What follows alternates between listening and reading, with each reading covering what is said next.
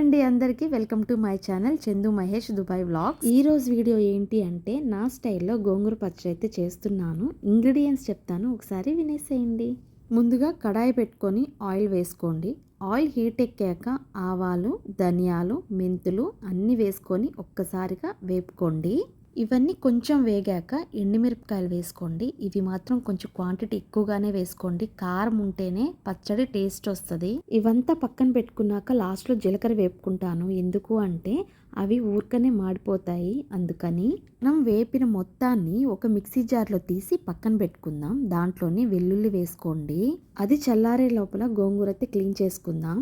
చాలా నీట్గా క్లీన్ చేయాలండి, లేకపోతే ఇసుకొస్తుంది. గోంగూర అయితే రెడీ అయిపోయింది. నెక్స్ట్ ప్యాన్ పెట్టుకొని ఆయిల్ వేసుకోవాలి. ఆయిల్ హీట్ అయ్యాక గోంగూర అంతా దాంట్లోనే వేసుకోవాలి. గోంగూరలో ఉన్న స్పెషాలిటీ ఏంటి అంటే గోంగూర ఎక్కువ అనిపిస్తుంది, కుక్ అయ్యాక చాలా కొంచెం అయిపోతుంది. చూసారు కదా ఎలా అయిపోయిందో. ఇంకా దాంట్లోనే కొంచెం చింతపండు వేస్తున్నానండి. ఇంగు వేసి ఒక్కసారి బాగా మిక్స్ చేయండి. గోంగూర మాత్రం బాగా కుక్ అవ్వాలి, లేకపోతే టేస్ట్ రాదు. ఇక్కడ నేను సాల్ట్ వేస్తున్నాను. మీ ఇష్టం, ఫస్ట్లో అయినా వేసుకోవచ్చు, లాస్ట్లో అయినా వేసుకోవచ్చు. సాల్ట్ వేసిన తర్వాత ఒక్కసారి మిక్స్ చేసి పక్కన పెట్టుకోండి. ఇంకా గ్రైండ్ చేసుకుందాం. మనం వేపుకున్న పొడినంతా ఒక్కసారి మెత్తగా గ్రైండ్ చేసుకోండి.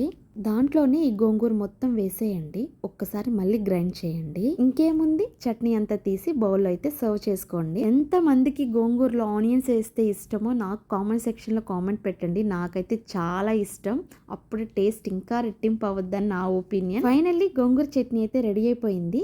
ఈ వీడియో మీకు నచ్చినట్లయితే ప్లీజ్ సబ్స్క్రైబ్ చేసుకోవడం మాత్రం మర్చిపోకండి. నెక్స్ట్ వీడియోతో మళ్ళీ కలుస్తాను. అంతవరకు బాయ్ బాయ్.